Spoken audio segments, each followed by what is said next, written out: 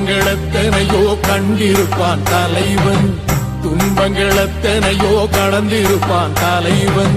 நாங்கள் வென்று வாழத்தானே, எங்கள் நாட்டை நாங்கள் ஆளத்தானே.